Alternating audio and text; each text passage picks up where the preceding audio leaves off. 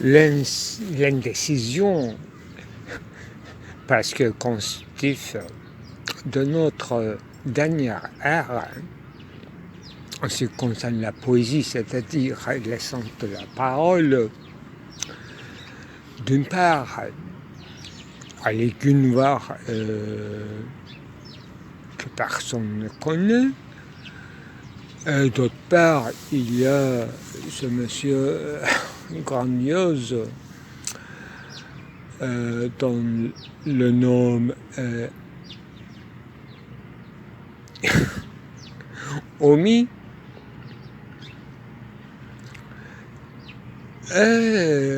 Alors que j'ai connu par sa théorie, Ali Gumar, théorie sémiotique, en ce qui concerne d'abord la poésie, mais dans la présentation, nous donne une certaine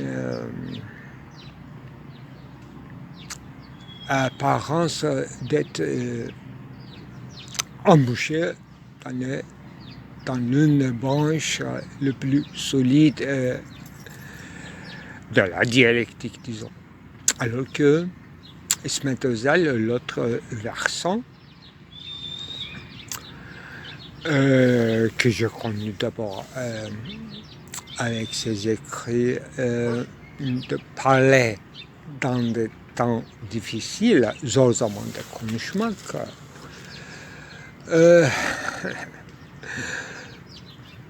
en citant Heidegger, etc. Alors, Ismet Ozal, entre beaucoup de choses, a dit un jour que les anciens poètes qui nous ont précédés, ils avaient un certain confort, ils avaient une certaine continuité,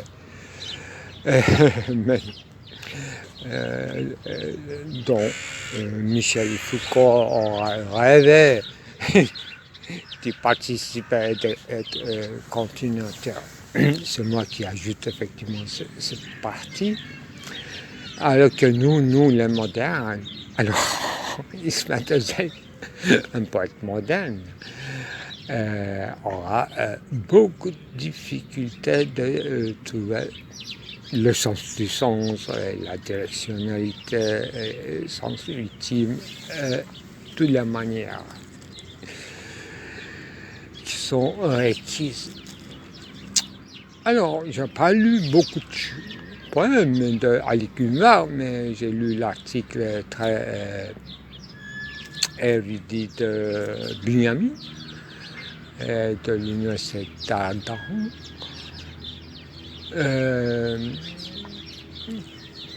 qui est assez riche techniquement, qui me convient dans tout, mais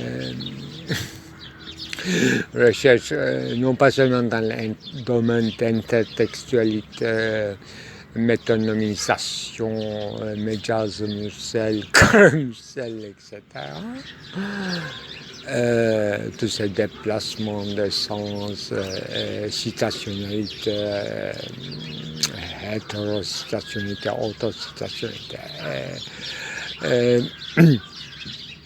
cette itérabilité qui fera la différence. Mais quelle est la différence? On voit pas très très bien. On voit clairement il y a un déplacement d'un lexique et d'une manière de poétiser dans une époque difficile, justement, le temps difficile, zor zamanı. Il est bon, Ali Gumar, il est un bon sémioticien, ça, j'en suis sûr, que peut-être on va voir avec les critiques, si un jour je publie Heftpunch, mon œuvre monumentale de poésie, et donc c'est difficile à publier dans conditions de... Ne serait-ce que le prix de papier pour la poésie qui laisse les marges, les pages entières vides, remplies de paroles brillant en éclats, etc. Effectivement, mon appel n'était pas uniquement Divan, la poésie de Divan. Alors que l'une des parties consacrée sûrement, soit dans les éruditions perdues, là, Divan, Orient, Occident, entre Orient et Occident, Divan. C'est exquis, ça. Prématuré de Gesamtkunstwerke impossible. Alors que l'autre, notre Ismatel, chéri, tant chéri, on se demande si c'est bien compris, s'il avait envie d'être compris. Le compliqué, oui, il est mondain en ce sens où ils sont cette difficulté de parler, mais ils créent, à mon avis, tout en étant conscients de cette difficulté, mais ils créent dans une spontanéité, justement dans une référence entre guillemets intertextuelle à la poésie, non pas à mon avis, bien sûr, à la poésie de Divan, mais à une certaine poésie de Soufi. Pour ne pas dire rien, n'est-ce pas, à la poésie qui est aspirée par les anecdotes, disons, non seulement du Coran, mais de l'Ancien Testament, y compris, nous voit. Voilà. Là, c'est pas le temps de le comparer devant le juge esthéticien, mais peut-être que c'est le temps. Personne, presque, à mon avis, ne cite et ne connaît, sauf quelques philologues, Aliguma, alors que Ismaël Ghazal est devenu presque protégé du pouvoir. Donc, bien, mais problème est que non seulement pour moi et pour quelques-uns autour de moi, mais à mon avis, à bien lire, pour les deux côtés. Notre propos concerne justement le contraire. Le contraire est choisir son domaine dans un individuum, ne serait-ce que dans l'écriture, qui laisse un peu libre dans la poésie, et non pas, bien sûr, sémiotique dépasserait comme métalangage, mais qui serait pour cela même dépendant encore de la poésie, soit ancienne, soit pratiquée de manière embouchée, avec l'obstacle logé mis dans la parole même. Par l'oubli, par quoi? Par l'oubli constitutif ou par l'oubli construant, par une perte de mémoire, par une essai d'anamnésis, par un rappel, par un appel. C'est ça, tout est déjà dit comme thème problématisation. Qu'en pensez-vous? J'en sais rien.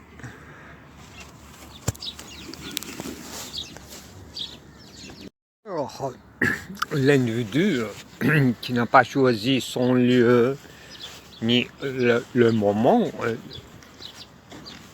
d'être venu au monde, ni sa fortune, sa singularité, et son, je dirais, diminution, son état démuni ou fortuné,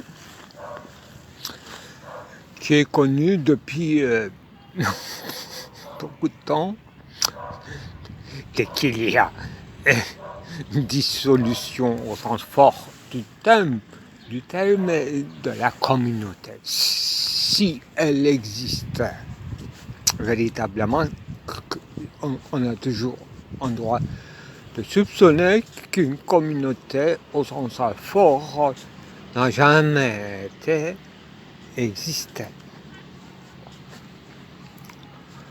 Même dans les moments les plus forts, sauf, etc.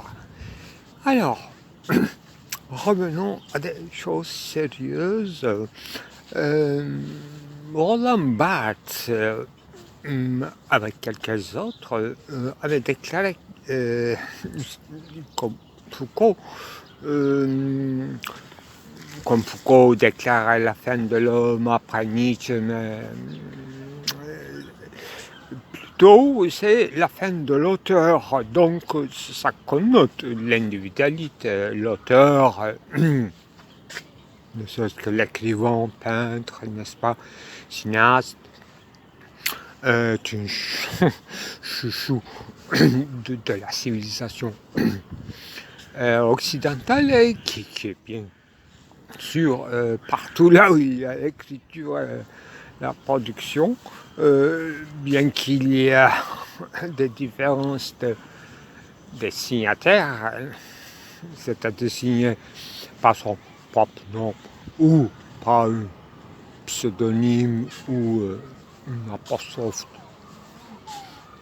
convenu par la communauté. Il y avait toujours des auteurs, mais l'individualité ou plus techniquement parlant, n'est-ce pas, la singularité dans un genre, c'est ça qui faisait l'auteur, peut-être, parce que l'auteur n'est pas un génie, comme disait Kant, par lequel la nature impose des nouvelles lois. L'auteur, c'est une singularité, un point singulier qui se manifeste pour devenir donc individu. On n'a pas besoin d'être manifeste parce que d'emblée, on est manifeste. Mais l'auteur, donc celui qui travaille dans un domaine, voilà. C'est pour rien dire, parce que il y a des gens qui critiquent beaucoup de choses, y compris moi,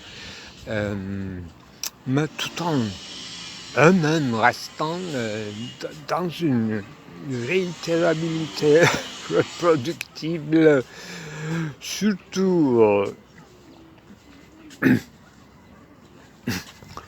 bien qu'ils sont en marge ou au-delà de centres d'intérêt, et qu'il se manifeste en disant qu'il est loin de travailler dans le domaine d'académie où il y aura toujours des règles, des chablons à reproduire, et donc c'est pas l'endroit exact où devenir l'auteur, ou comme on dirait, n'est-ce pas, on peut avoir toujours des brevets, Donc, faire des inventions dans une académie en collaboration avec le monde de la production de l'industrie, etc. Une immense question qui revient encore à la réitérabilité de ces idéalités qu'on croit qu'ils sont singulières et dont il y a un inventeur, comme le cas de Thalès et la géométrie, tellement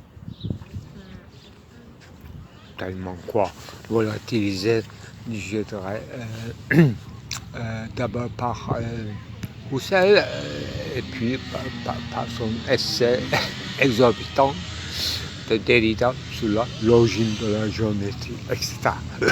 Bon, donc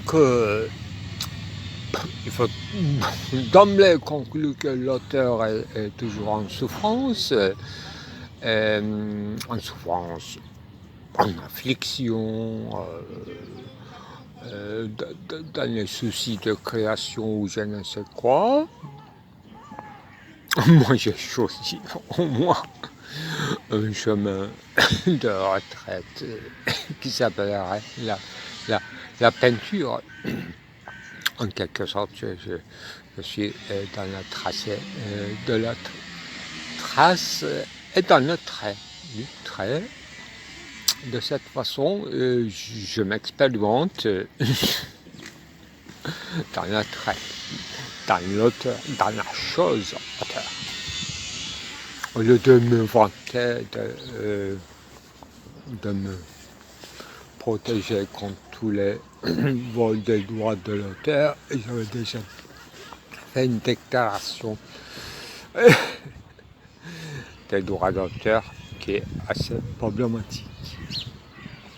Mais j'en prends des mesures, bien sûr, j'en cherche des moyens techniques pour ne pas être d'abord imiter ou contourner si c'est possible. C'est impossible, mais il est facile de faire des déclarations. Alors, le sujet, ni le brevet, ni l'ancienneté, ni la priorité. Mais c'est cette question énigmatique de la trace qui donne des lieux à ce genre de différents des conflits, des singularités, bien sûr. Alors, Roland Barthes, il avait déclaré la mort de l'auteur.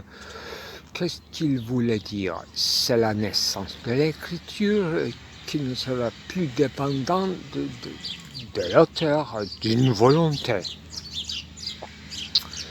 Tel qu'un sujet supposé bourgeois épocal. Voilà. Quelle est la chance de cette singularité? Ne serait-ce qu'au sens d'une certaine déclinaison dans un texte, à supposer plein de métonomisation et de métaphores, etc. Est-ce que c'est ça qui rendrait un texte singulier et irréductible à son auteur, à son créateur? Là, il y a une création sans auteur, c'est ça l'idée apparemment promulguée là, qui n'a pas vain, bien sûr. Moi, je pose la question, quelle est la chance de ce texte? Ce texte lancé apparemment, disons pour encore être sérieux, dans des sociétés démocratiques, qui est ajouté par Derrida, n'est-ce pas? Et dans toutes les sociétés, il y a des arts qu'on appelle de belles lettres, y compris miniature, la peinture, la musique, le chant, la danse et tout. Mais seulement dans une société qu'on appellerait démocratique, à supposer démocratique, qu'il y aura des auteurs, donc lui il parlait de la littérature, donc des romanciers, que je n'aime pas du tout, comme genre insuffisant, toujours précoce et toujours trop vieux. Et il y a quelque chose. Parce qu'il y a quelque chose à voir qui n'est pas encore résolu, avec les belles lettres d'une part, avec la trace du tracé d'autre part. Donc, moi, je m'oscille, disons, entre ce genre des essais en littérature, donc dans le genre élargi du roman, parfois, rarement, et maintenant plus intensément dans la peinture, pour une préoccupation de retraite qui repose les yeux. Ah voilà, le temps de répéter mes déclarations, il n'y a pas d'erreur dans la peinture. Voilà, c'est ça, épistémologiquement parlant, un genre d'investigation. Là, il n'y a pas lieu d'erreur dans la recherche. Dans la recherche, si vous voulez, dans mon lexique, pérégrination, dans les rituels, mais tout en restant bizarrement fidèle à la trace. Mais quelle trace, n'est-ce pas? Ça, c'est déterminé, même dans une cas singulière, par une certaine, entre guillemets, l'universalité qu'on peut appeler koiné, domaine culturel auquel on fait parfois, si l'on veut,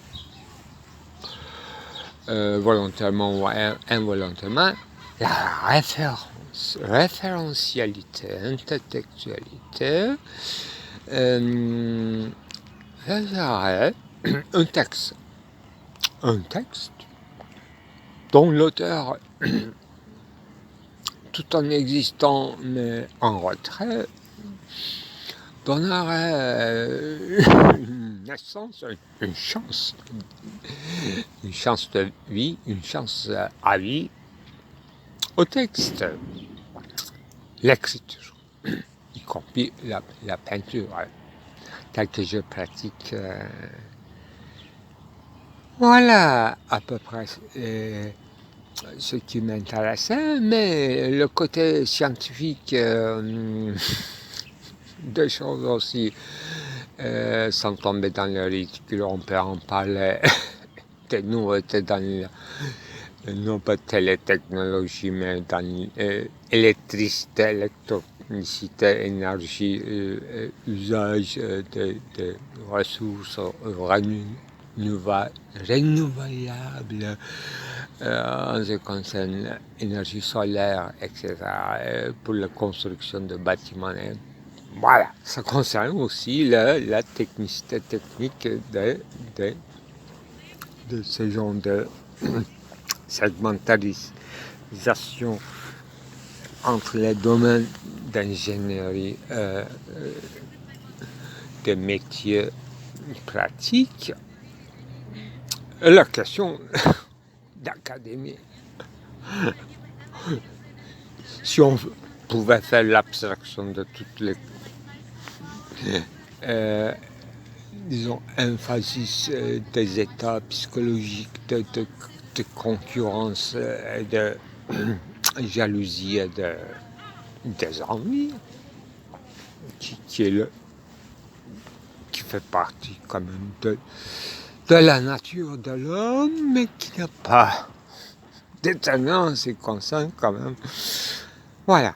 Ce qui est déterminant, donc le critère d'être élu et choisi comme singulier ou digne d'un brevet, ça concerne quoi? Dans le temps actuel de performativité, c'est le critère de vérificabilité, bien sûr, mais effectivité. Est-ce que ça marche ou pas? Voilà, résultat, visibilité et les gains. C'est ça dans le domaine pratique qu'on appelle par une malheureuse appellation les sciences régionales, y compris l'électronique, électrique, énergie, je ne sais quoi, et la médecine. Voilà. Ça aussi, il faut parler d'une chose qui a quand même au moins une connotation avec ce qu'on appelle par Marx d'abord le capital moral, pour ne pas dire l'argent sale. L'argent sale doit être rétribuable. Voilà. Anonymat s'installe dans un domaine, disons, de la culture, haute culture, la peinture, le texte au moins, n'est-ce pas, le roman, dans le meilleur des cas, un texte philosophique, comme on voit parfois les exemples dans les textes de Derrida.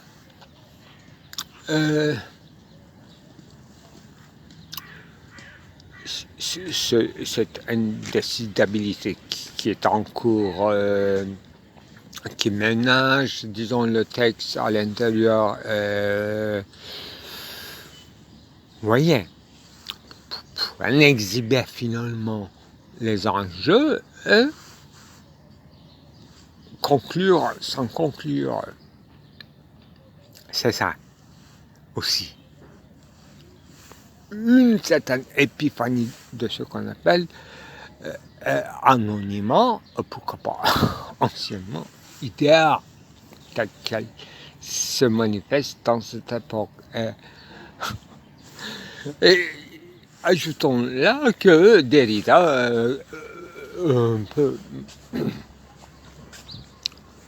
ouvert à tous les malentendus, avait déclaré que le philosophe, nous, en tout cas, nous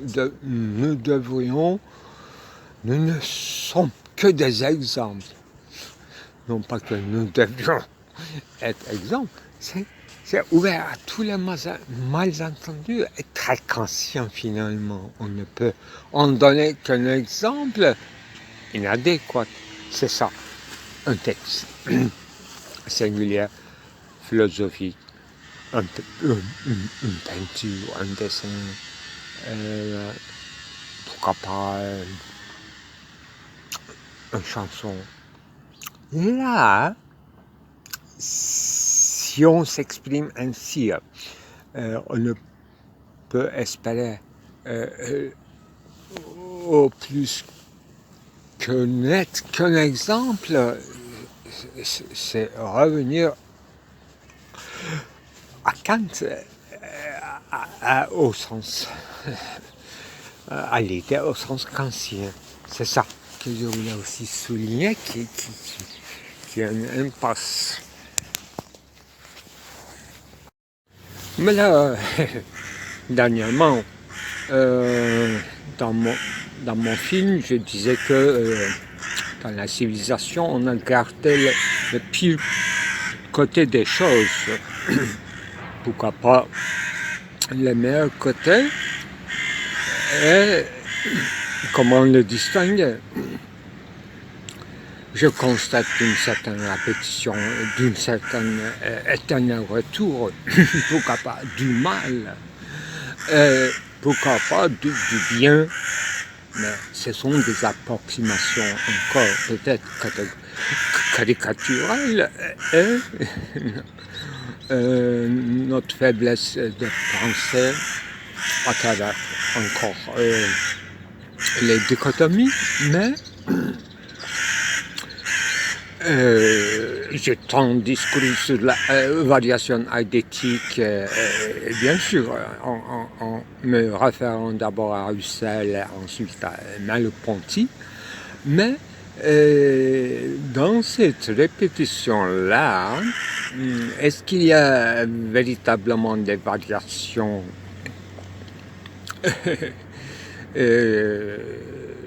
ou bien il y a des retombées toujours, dérapage, comme je disais, revirement, retournement, c'est ça. L'exemple le plus éclatant, c'est la loi du talion. Riposter son adversaire avec les mêmes et encore meilleurs moyens. C'est ça, il y a beaucoup de choses à dire, mais malgré tout le progrès apparent, on retombe toujours dans la loi de Talion, et ça se répète. Qu'est-ce qui résiste en nous contre le progrès? Et nous l'appelons encore le progrès. Dans quel sens on parle encore du progrès dans l'humanité? Quand effectivement on espère un certain progrès, mais c'est en ce qui concerne mon sujet d'aujourd'hui que je vais enchaîner, c'est d'abord Kant qui déclare clairement que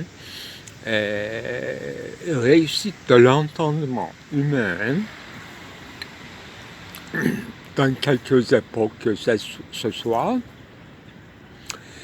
il ne concernerait que le luxe de la vie quotidienne, d'un certain confort. Donc toute notre technologie, bien sûr, se ressourçant à quelques principes scientifiques au sens très large, disons des arithméticités encore, pourquoi pas, ne sert, quand il s'agit de l'usage de l'entendement, à améliorer seulement le luxe, assurer et améliorer le luxe de la vie quotidienne. Ce que Nietzsche appelait un certain pragmatisme qui nous empêche d'aller plus loin dans la pensée, dans nos capacités aussi. Donc, là, j'enchaîne à ce moment, non pas seulement peut-être dans le temps de refoulement, cette fois-ci, progrès ou bien la civilisation garderait comme une trace, je dirais maléfique, le mauvais côté des choses. Y a-t-il de bons côtés des choses? C'est ça. Et cette de l'ordre de pharmacon, peut-être à la fois un certain cadeau qu'on s'offre, que l'humanité s'offre, à la fois n'arrive jamais à contrôler les conséquences. Mais disons que c'est ce qui compte, les intentions, les bonnes intentions. Alors, notre sujet aujourd'hui, En général, le progrès des sciences, mais télétechnologie, surtout technosciences plutôt. J'ai lu un article de notre grande mathématicienne aura donné une conférence dans une province de la Turquie, jeune république quand même. Dans l'année, si je ne me trompe pas, 1959 à Erzurum, donc Cahit Arf, quand mathématicienne aura donné une conférence et c'était publié comme une annexe dans les éditions de cette université, donc Atatürk, qui est à Erzurum. Et l'intitulé de la conférence est Est-ce que les machines peuvent-elles penser? Voilà. Et on interprète avec la découverte de cet article assez précoce pour l'intelligentsia, disons, de la Turquie, comme une certaine promission de l'intelligence artificielle. Et comme quoi, dans ces époques-là, nous étions assez en avant, ne serait-ce que dans le pressentiment, en ce qui concerne l'avenir de la science, de la technoscience. Alors, j'ai répondu brièvement en citant les noms d'abord Yılmaz Öner, qui beaucoup plus tard, 20 années plus tard que je lisais ces articles concernant cybernétique,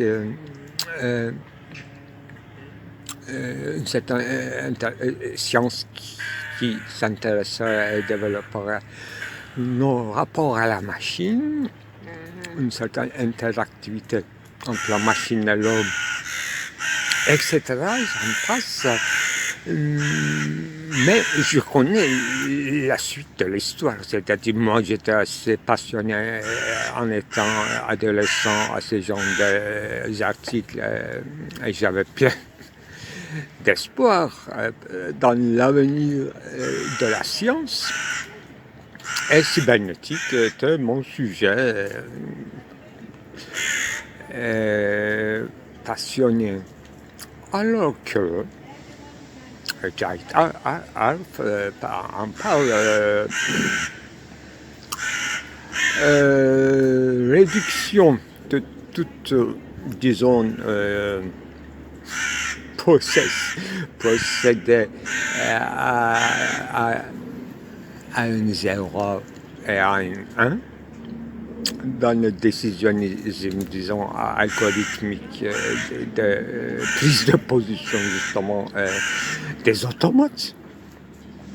Donc, l'humain commence à parler, bien sûr, sa propre langue, mais au fond, sa langue se rétrécit pour devenir une langue de machine. Donc, je parle de l'algèbre de Boole qui simplifie toutes les opérations, disons, logiques.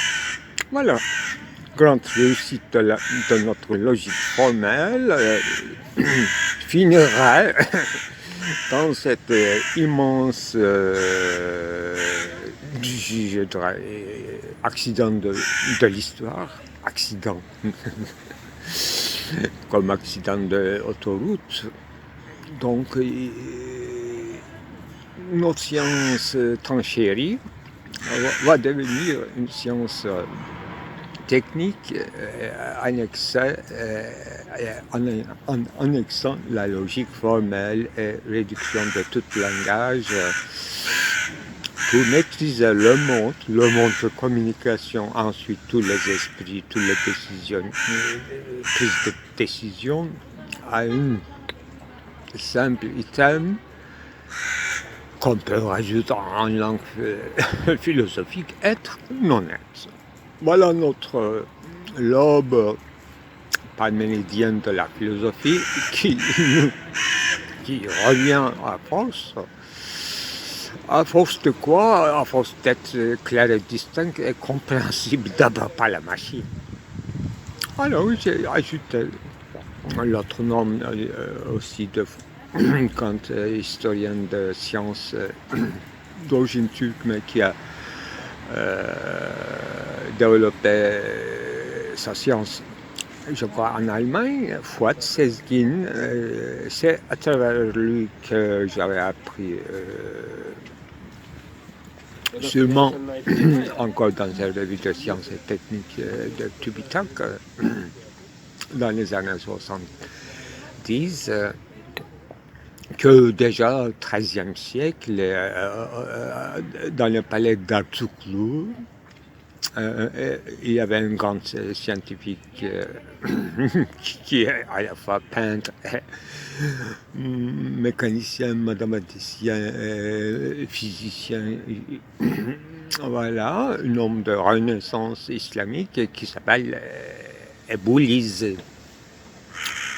Parfois on l'appelle El-Jezeri.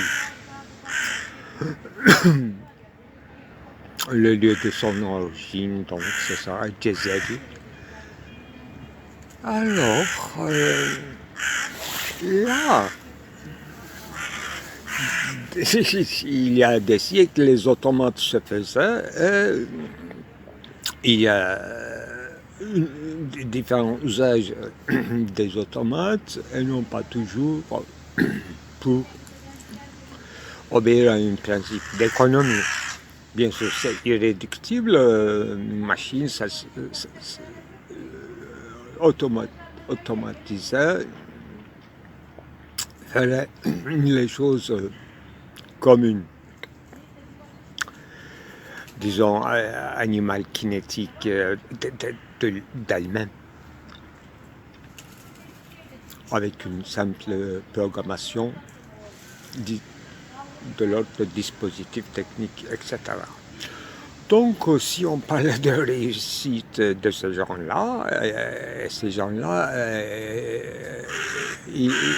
déjà au XIIIe siècle, on les faisait, et j'ai assez discret peut-être sur El-Jezeri et son Umwelt qui n'a pas obéi aux lois de capitalisme.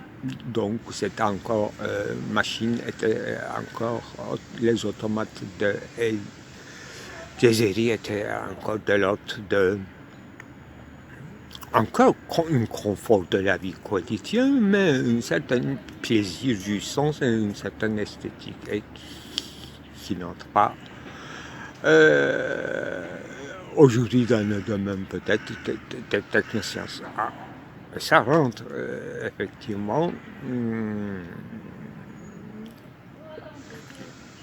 Voilà. Voilà, Fuad Sezgin nommé, Cahit Arf nommé, Yılmaz Öner nommé, ce sont des noms, disons, scientifiques du XXe siècle, mais on n'a pas nommé le palais d'Artuklu.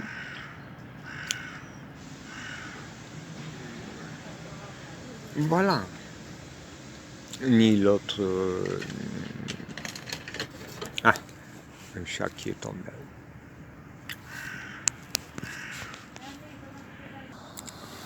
Donc, le mal serait peut-être de l'ordre de non-être, sans substance, qui ne fait pas partie de la substance, qui est à part entière la bonté. C'est ça. Aussi une théorie très importante en ce qui concerne le statut du mal, d'où le mal a fait son entrée dans le monde. Le mal ou le péché, c'est la réponse paulinienne, c'était la loi, c'est-à-dire grandes limites, qui ouvre aussitôt la possibilité de transgression de la loi. Paul, la solution paulinienne, à cette dynamique, une compréhension dynamique du mal et du péché et du salut. Encore de l'autre, la métaphysique. Donc, quand j'ai dit non-être à ce qui est mal, bon, c'est pas très facilement transposable à cette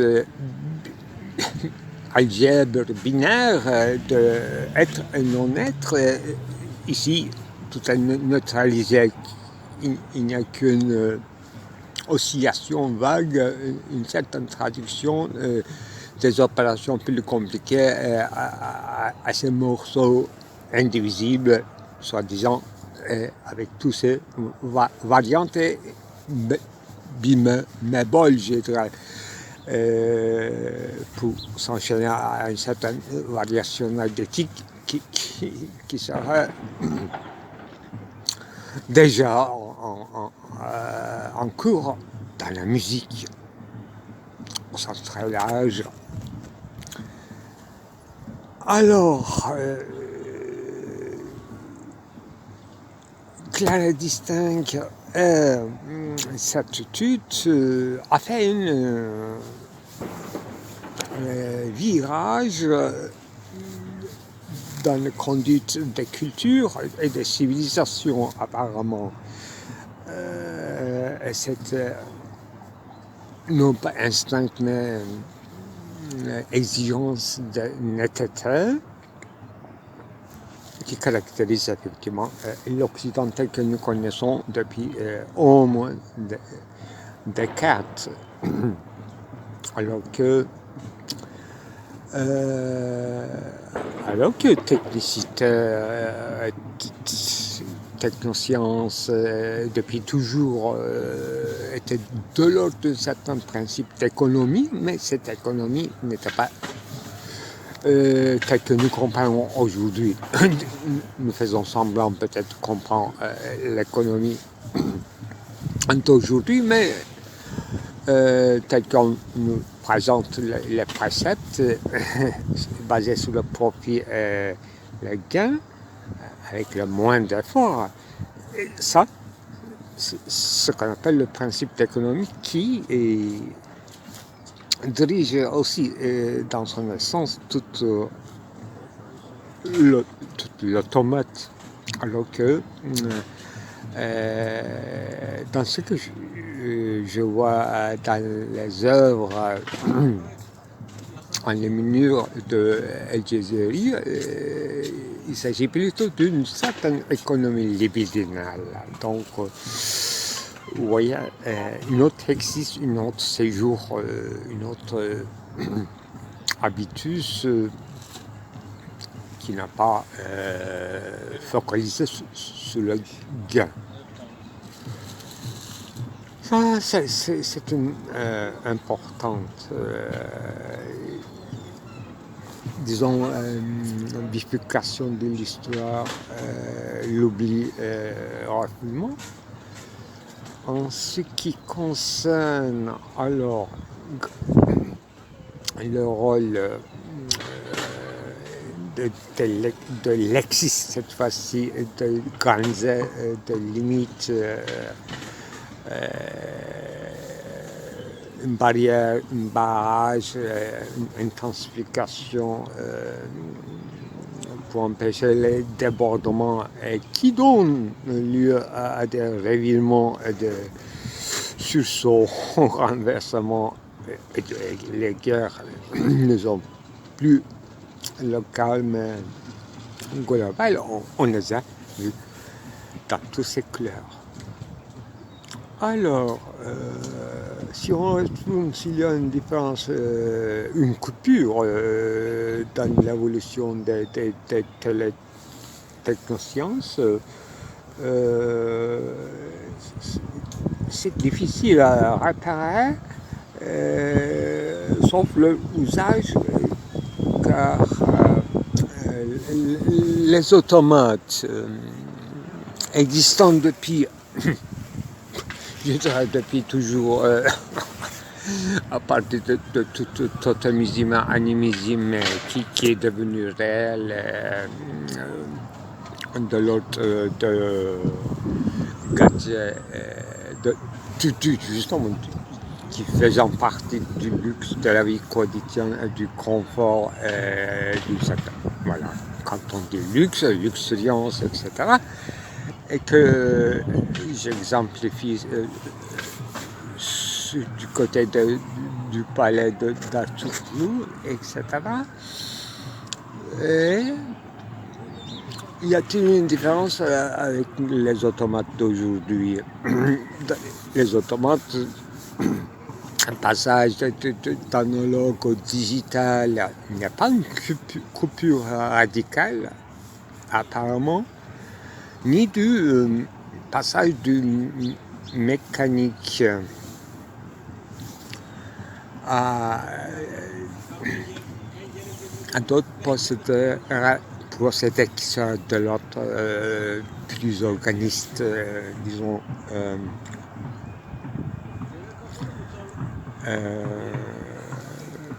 en comptant diverses maîtrises techniques de diverses énergies, des sources d'énergie qu'il faut compter d'abord hydraulique, l'air et curieusement la sable, presse, redresse, disons, canalisée dans la construction de pyramides par exemple. Donc on connaît un homme extraordinaire, exorbitant, monument des œuvres, soit de l'autre du luxe de la vie quotidienne, soit mémoire inexorbitant à la mort du Pharaon, donc vous voyez, soit d'un autre projet communautaire de construction de la tour du Babel, etc. Où on constate une coupure nette qui ne sera pas de l'ordre ni messianique ni méontologique, mais une véritable perversion, aveuglement dans les sciences, dans les crises des sciences, qui n'avait pas, qui ne savait pas ce qui va arriver au début. Ensuite, cette crise des sciences européennes qui est racontée par Husserl. Alors que Kant, avec une quand même clairvoyance extraordinaire, disait que voilà, l'entendement est suffisant et responsable de toutes ces productions qualifiées que vous appelez progrès scientifique, technoscientifique, etc. Alors que la raison en chômage, surtout dans l'éducation, on ne voit pas une place pour l'appliquer, pour non pas seulement réjouir de son existence et faire des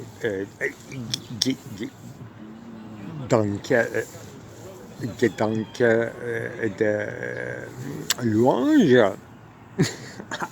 à une raison qui c'est en chômage, c'est-à-dire n'ayant pas encore trouvé le domaine d'application qui est apparemment dans les métaphysiques de Kant serait la recherche. De ce point de vue apodictique, bizarre, et par son,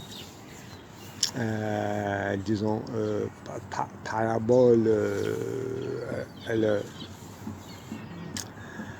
le côté exorbitant, c'est la véritable coupure de notre condition de l'animal qui a une certaine quiddité ou individualité, soi-disant irréductible, mais de manière neutre et atomiste apparemment. Voilà. La raison comment se singularise par ce maxime pour gens effectifs une certaine formalité de la loi morale qui sera elle-même copiée des lois de la nature. Voilà. Extraordinaire a priori. Ce formule, c'est quand même pour une critique très forte de l'éducation, alors qu'il n'y avait pas encore une éducation massive des masses. Et ici, nous sommes dans le point où même dans l'école primaire, on se vante d'apprendre, ne serait-ce que dans une cour, aux élèves, un cours de codage, c'est-à-dire savoir programmer une machine sur le papier, bien sûr. Donc, rétrécissement de nos efforts à la fois psychiques, de le temps d'âge, se focalise justement sur le modèle machinal. Qu'est-ce qu'on apprend du sujet qui sera facilement gouvernable par le souverain, et soit qu'ils sont en connaissance de cause, les souverains, soit dans une ignorance totale, soutenu, canalisé, guidé par certains centres d'intérêt ou d'influence, eux, ils ne seront plus que satisfaits d'avoir des sujets, des élèves et des citoyens aussi facilement maniables que des machines. Voilà. Notre conclusion à la fin du XXe siècle. Je n'applique que de lois. Vous voyez, grande plaidoirie. Après Nuremberg à Jérusalem. Très bien. Continuons ainsi, sans coupure,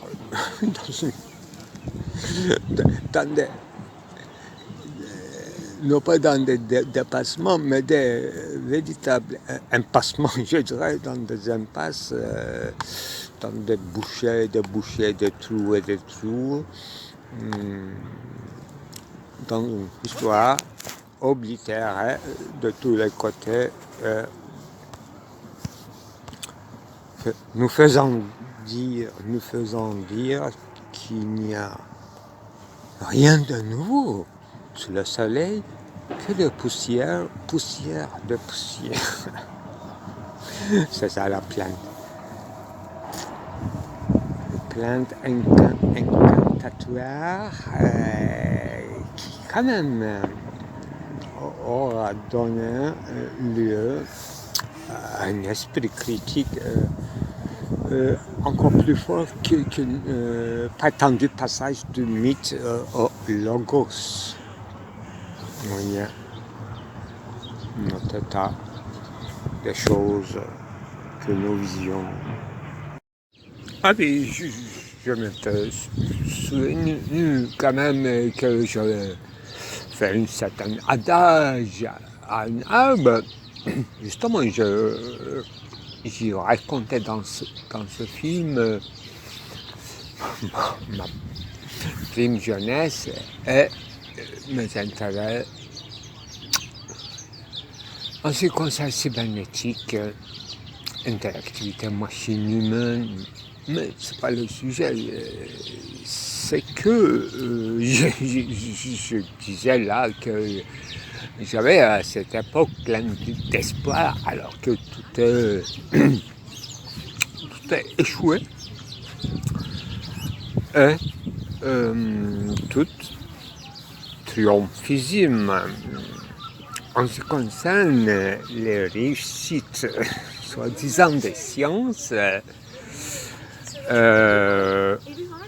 va pair avec cette immense déclaration fait que la civilisation ou bien le progrès aura toujours gardé le pire côté des choses.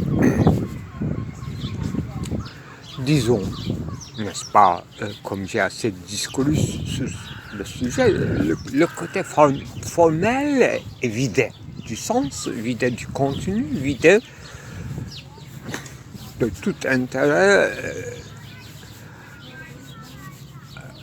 en ce qui concerne le bien et le mal. Donc, distinction entre entre ces deux serait réservé par Kant à la raison et non pas à l'entendement qui simplifiera par son schématisme incroyable la chose. Eh bien, les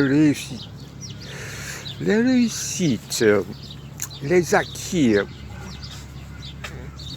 les profits qui sont par définition ne sont pas permanentes ni toujours en tendance de hausser, mais comme tout profit, ils ont une tendance à se baisser. Alors la civilisation et son malaise, soit accidentel, soit structurel, constitutif, il n'y a pas quelque chose de l'ordre curable. La civilisation est incurable. Et d'où vient d'ailleurs toute l'idée et commencement de l'idée de cure. Curasorgé, une certaine angoisse extraordinaire qui mérite d'être nommé comme le premier moteur. Mais le problème, c'est que la civilisation et son pervertissement a pris des allures assez tôt qui le fait qu'elle est indistincte du barbarisme. Voilà un barbarisme un peu plus raffiné, mais d'autant plus fort, un barbarisme qui revient d'autant plus fort. Alors, pire côté de choses, c'est éclairci dans ces côtés-là et qui est intimement lié à ce qu'on appelle à des idéalités qui a servi à des technosciences. Récemment, je viens d'apprendre apprend comme tout le monde que la Chine a réussi à faire une deuxième soleil dans une centrale nucléaire, tant mieux. Voilà. Tout ce que nous avions besoin, c'était l'énergie, n'est-ce pas? Une poussée à chemin. Et le reste, c'est automatiquement réversible, renversable, retournable, détournable, à la merci de tout, à la merci maintenant de la Chine. Et les États-Unis se déclarent par cet intellectuel qui n'a que 10 ans pour être détrôné. Par qui? Par la Chine. Très bien. Voilà. Un exemple éclatant qui est tellement connu, observable sous les yeux de tout le monde, comme une époque de Victor Hugo, le livre a pris la place de cathédrale. Maintenant, la Chine prendra la place des États-Unis. Voilà, on va voir comment ça va passer les choses. C'est-à-dire ces fameux acquis en ce qui concerne les institutions et les idées qui sont devenues institutions. Voilà. Le profit, le gain, les moyens de l'ennemi, bien maîtrisés, maintenant par la Chine. Alors, ce qui arrive aux démocraties, dans l'ère de cette civilisation ultime où, quoi on dit, anthropocène, puis post-anthropocène, c'est le critère de performativité qui déclare que certains régimes d'affaires sont valables et pas seulement la loi de Talion, mais la loi du plus fort. Plus fort, cette fois-ci non pas fort musculaire, mais de technosciences. C'est ça. C'est ça le défi, c'est ça le non secret. Et c'est ça qui abîme de l'intérieur toutes les démocraties entre guillemets classiques occidentales, qui les fait ressembler à des régimes sinon totalitaires, autoritaires, mais de part en part, et comme toujours depuis le commencement de cette, disons, la guerre ouverte, je pense le moment athénien, le moment vénitien, le moment des manigances byzantins, etc., qui tous autour de conflit et guerre de souveraineté, qui est à la merci de plus forts et plus faibles. Et la division à laquelle je fais souvent allusion, division, je dirais, non pas messianique, celle de Saint Paul, mais d'abord méontologique, parce qu'il concerne qu'une modification, n'est-ce pas, de thèse toxique du monde ou de l'esprit, et tout en laissant indemne le cours du monde. Alors, il devait y avoir une autre division qui divise comme éther, qui était nommée par Karl Marx pour pouvoir expliquer l'idéologie, cet éther, alors que bien consistant, solide, focalisé sur l'effectivité, et non pas seulement rhétorique judiciaire de porter à la justice et de manigance byzantin, qui est en cours partout, aux États-Unis, en France, en Turquie, partout,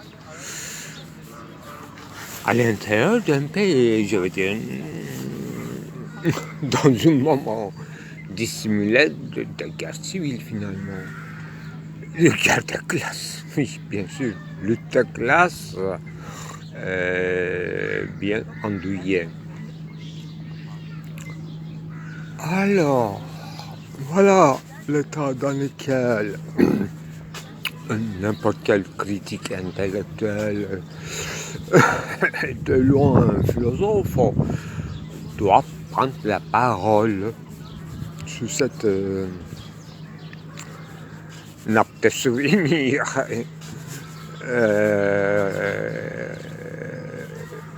devant lequel peut-être le camp de concentration n'était qu'une modélisation d'une chose en laboratoire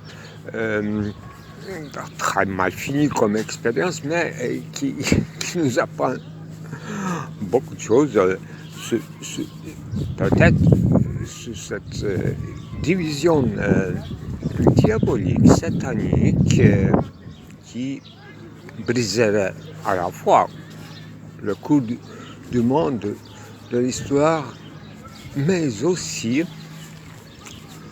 toute prise de réaction d'abord, c'est-à-dire résistance,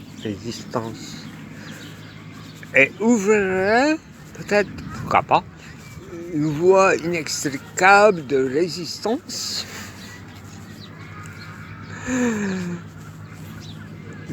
là où je me demande, est-ce qu'il y a une garantie, c'est-à-dire est-ce que les plus immémoriaux impératifs qui seraient sédimentés depuis la Bible, etc., seraient encore valables? Le cas de la loi de Talion et de manigance au sens de mimétique, concurrence mimétique de René Girard, etc. C'est très bien pour expliquer l'anthropologie de l'homme civilisé qui est apolitique par définition, apolitisé désormais, mais qui cherche des moyens, pas d'autres voies, que certains ont tendance à l'appeler l'intelligence, bizarrement encore mince, noiseuse, la pensée pensante dans une effectivité et prenant comme auxiliaire la rhétorique aussi, parce que, pour être bref, après un énième coup d'État contre l'adversaire, aujourd'hui, depuis 2 jours, on est dans un boycott, tout à fait clean boy, etc. Et là, les gens menacent, les gens qui participent à la boycott sont menacés de châtiment. Donc, ils cherchent le moyen d'exprimer des nouveaux modes de boycott, avec un usage de langue inextricable. Là, encore une division bizarre dans la langue et qui touche justement la distinction de intelligibilité et intelligibilité qui est quand même certain. Si je ne relève pas un certain critère de la vérité toujours.